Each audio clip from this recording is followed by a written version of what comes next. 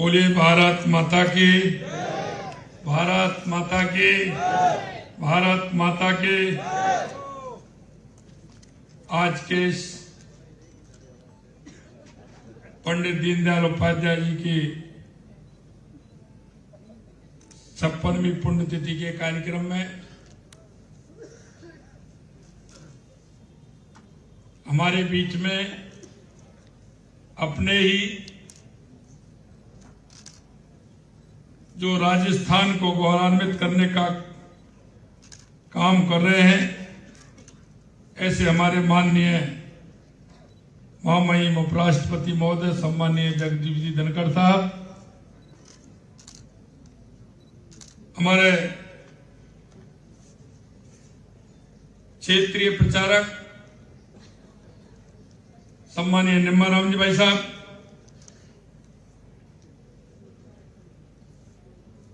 हमारे प्रदेश के उप मुख्यमंत्री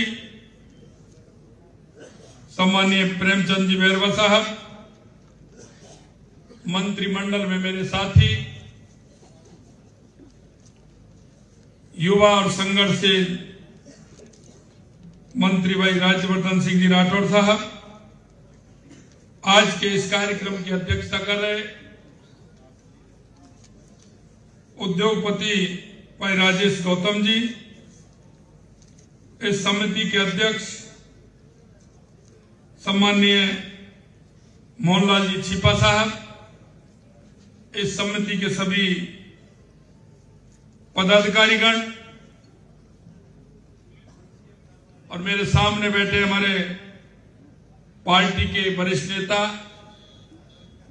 और इस स्मारक में बनाने में जिनका बहुत बड़ा योगदान रहा, ऐसे सम्माननीय अवकार सिंह जी लाखावत साहब, हमारे पार्टी के वरिष्ठ नेता सम्माननीय राजेंद्र राठौड़ जी, पार्टी के पूर्व प्रदेश अध्यक्ष अरुण चतुर्वेदी जी, सम्माननीय नारायण पंचारिया जी, गोपाल शर्मा जी, बाल मुकुंदाचार्य जी, मूलचंद जी भाई साहब, बाबूलाल जी भाई साहब, और इस कार्यक्रम में पधारे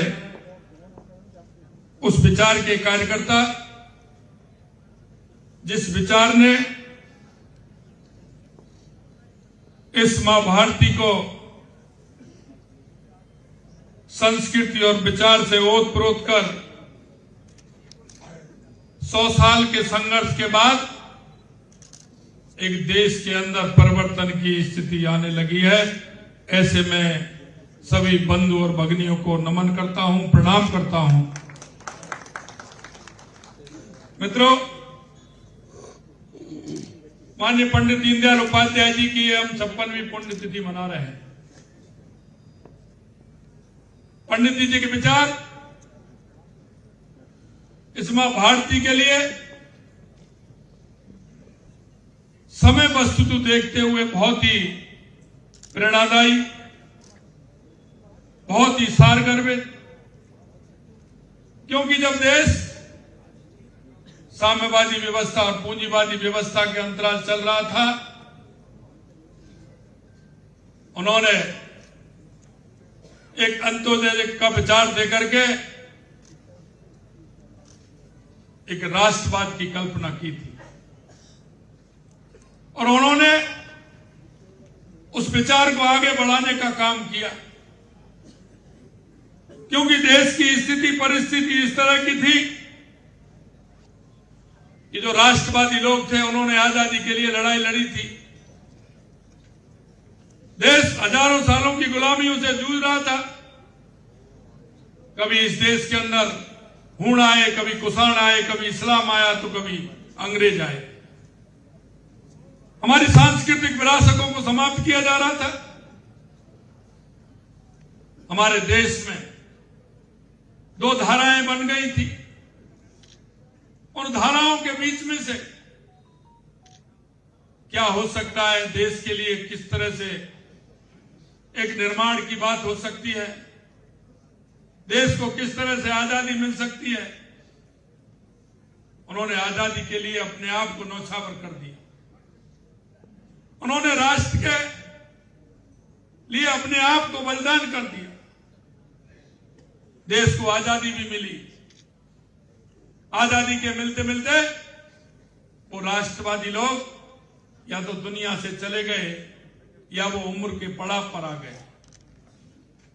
लेकिन आजादी के बाद जब सरकार बनी तो उस सरकार में दो धाराएं बन गई। एक वो लोग थे जो किसी भी तरह से सत्ता हासिल करना चाहते थे, एक वो लोग थे जिन्होंने सपने देखे थे आजादी के लिए। कई सालों तक उन्होंने संघर्ष किया। मित्रों, मैं कहना चाहता उस समय में बहुत बड़ी आवश्यकता थी पंडित दीनदयाल उपाध्याय जैसे मनीषी। उन्होंने उस अंत्योदय की परिकल्पना की थी जो देश को आवश्यक था, देश की आवश्यकता थी। उन्होंने कहा कि हम जब तक अंतिम पंक्ति में व्यक्ति जो खड़ा है उसको आगे जब तक नहीं लाएंगे हमारी आजादी का महत्व नहीं होगा। और उन्होंने वो परिकल्पना लेकर के जो चले, उन्होंने उसको साबित करते हुए बताया। वो कहते थे हमारे शरीर का अंग है, अगर हमारे शरीर का अंग, अगर हमारी आंख में तिनका गिरता है तो हमारा हाथ उस आंख के पास क्यों जाता है? अगर पैर में कांटा लगता है तो हमारा हाथ पैर के पास क्यों जाता है? ये देश की व्यवस्था है। एकांत मानववाद को लेकर के वो चलने वाले मनीषी पंडित दीनदयाल उपाध्याय जी ने उस बात को चरितार्थ करके बता दिया। निश्चित रूप से हम कहना चाहते हैं कि आज वही आवश्यकता है, हमारा देश उसी से आगे बढ़ सकता है। चौधरी चरण सिंह जी कहते थे, मैं निश्चित रूप से आज के इस मौके पर माननीय प्रधानमंत्री जी को बहुत बहुत बधाई और साधुवाद देना चाहता हूं। जो चौधरी चरण सिंह जी कहते हैं कि देश की खुशहाली गांव के खेत और खलिहान से निकलती है, गांव के किसान से निकलती है। हमारा किसान समृद्ध होगा तो हमारा देश समृद्ध होगा। मित्रों, मैं निवेदन करना चाहता हूं माननीय हमारे यशस्वी प्रधानमंत्री नरेंद्र मोदी जी का कि 2014 के बाद उन्होंने अंत्योदय की परिकल्पना बदली है। हमारे 1977 में माननीय भैरव सिंह जी मुख्यमंत्री बने थे।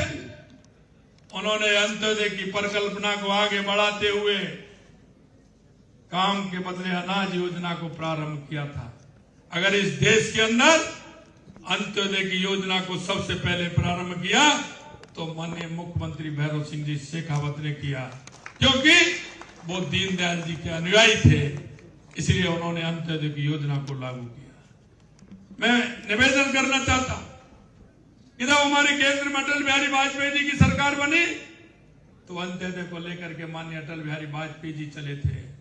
उन्होंने कहा कि गांव का विकास सर्वोपरि होगा तो देश का विकास सर्वोपरि होगा। उन्होंने प्रधानमंत्री ग्राम सड़क योजना के नाम से पहली ऐसी योजना ग्रामीण क्षेत्र के लिए लागू की जो पंडित दीनदयाल उपाध्याय जी के अंत्योदय को लेकर के चले। मित्रों, मैं निवेदन करना चाहता हूं, आज देश के यशस्वी प्रधानमंत्री नरेंद्र मोदी जी भी उसी पंडित दीनदयाल उपाध्याय जी की अंत्योदय की योजना को लेकर के चल रहे हैं। आज गरीब कल्याण की हमारी योजना, चाहे हम घर घर बिजली पहुंचाने का काम हो, पंडित दीनदयाल उपाध्याय ज्योति योजना के माध्यम से पहुंचाते हो, या घर घर शौचालय बनाने का काम हो, चाहे हमारे उस गरीब व्यक्ति को आवास देने का काम हो, यही नहीं, उस गरीब की पीड़ा को वो जानते हैं। और यही पंडित दीनदयाल उपाध्याय जी की अंत्योदय थी कि वो गरीब माताएं, गरीब बहनें गांव के 2 किलोमीटर, 3 किलोमीटर, 5 किलोमीटर से पानी लाते हैं, उनको नल से जल देने का काम भी देश के यशस्वी प्रधानमंत्री नरेंद्र मोदी जी ने किया।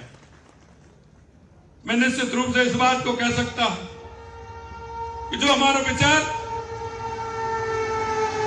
100 साल पहले लेकर के हमारे मनीषी चले थे, उस विचार को आगे बढ़ाने का काम पंडित दीनदयाल उपाध्याय जी ने किया। और आज हमारे देश के यशस्वी प्रधानमंत्री नरेंद्र मोदी जी भी उस विचार को आगे बढ़ाने का काम कर रहे हैं। मैं आपसे इतना निवेदन करना चाहता हूं, भाई साहब ने सही कहा था, क्योंकि हमारा हजारों साल, लाखों सालों का हमारा यह देश, हमारी संस्कृति, हमारा विचार, इसमें कहीं भी किसी भी उसमें अधिकार नहीं लिखे हुए हैं। अगर उसमें जिक्र है तो सिर्फ अपने कर्तव्यों का है, अधिकारों का कहीं नहीं है। लेकिन हम कहना चाहते हैं कि आजादी के बाद हमारे अधिकारों की गणना हुई, अधिकार भी हमें मिले, लेकिन हमारे उसके साथ में कुछ कर्तव्य भी हैं। और हमारे विकसित भारत संकल्प यात्रा के तहत हमारे देश के यशस्वी प्रधानमंत्री नरेंद्र मोदी जी ने कहा है कि 2014 से जो हमारी स्कीमें चली हैं, 2014 के बाद जो हमें देश में परिवर्तन लाए हैं, हमारी उन स्कीमों का जायजा हमारी इस विकसित भारत संकल्प यात्रा के माध्यम से उनकी जांच भी होनी चाहिए। अगर अंतिम पंक्ति में कोई व्यक्ति खड़ा है, वो पात्र व्यक्ति है, उसको वो सुविधा भी उस यात्रा के माध्यम से, उस संकल्प के माध्यम से मिलना चाहिए। हम नागरिक हैं, हम नागरिकों का कर्तव्य भी है। उन्होंने उस कर्तव्य का भी बोध कराया।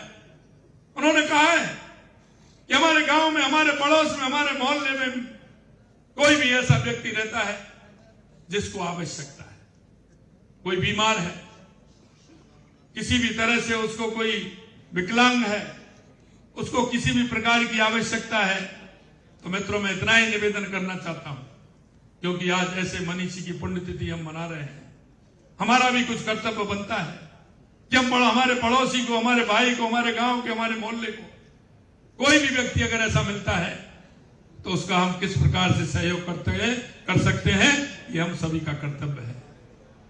मैं आज के दिन पर इतना ही निवेदन करना चाहता हूं कि हम उन कर्तव्यों को देखते हुए, हमारी ड्यूटी को देखते हुए, एक देश के नागरिक होने के नाते, एक प्रदेश के नागरिक होने के नाते, हमें पंडित दीनदयाल उपाध्याय जी की उस अंत्योदय के काम को आगे बढ़ाते हुए हमें करना चाहिए। और देश के यशस्वी प्रधानमंत्री नरेंद्र मोदी जी जो इस देश को 21वीं सदी में, क्योंकि स्वामी विवेकानंद जी ने 1893 में कहा था कि 21वीं सदी भारत की होगी। मित्रों मैं यही कहना चाहता हूं कि 2014 के बाद आपने पूरे दुनिया में परिवर्तन देखा होगा। दुनिया भी मानने लग गई है कि 21वीं सदी भारत की होगी। अगर हम एक कदम अपना बढ़ाएंगे तो 140 करोड़ कदम बढ़ेंगे। निश्चित रूप से भारत 21वीं सदी में दुनिया का सिरमौर बनेगा। ये हमारे पंडित दीनदयाल उपाध्याय जी की जो कल्पना थी, उसको हम साकार करेंगे। इतना ही मैं निवेदन करना चाहता हूं। बहुत बहुत धन्यवाद। जय हिंद, जय भारत।